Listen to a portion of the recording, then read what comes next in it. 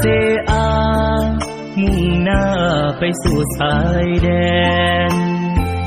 มีป้ายผูกแขนเป็นตัวแทนหนึ่งกำลังใจกระเป๋าเสื้อผ้ามีหอยน้ำตาอีแม่อยากใส่ลูกจากถ้าน้องเอาไว้บ่ให้ไผมาทำลายขอสัญญาต่อหยดน้ำตาของแม่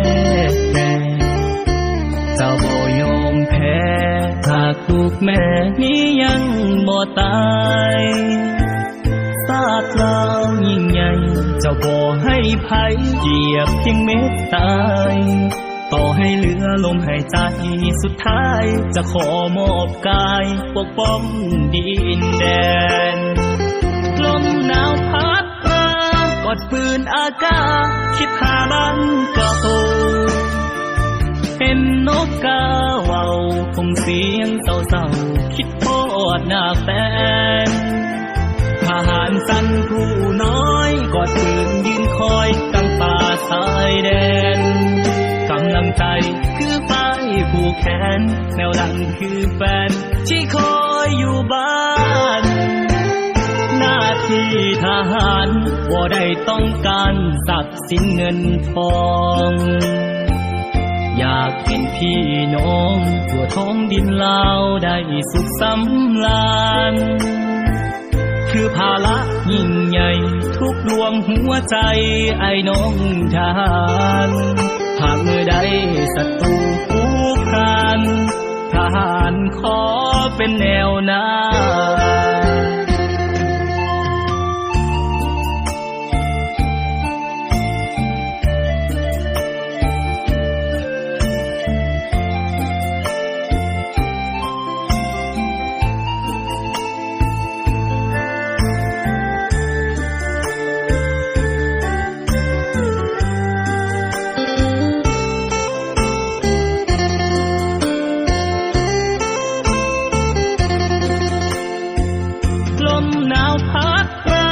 กอดปืนอากาศคิดหาบ้านเก่า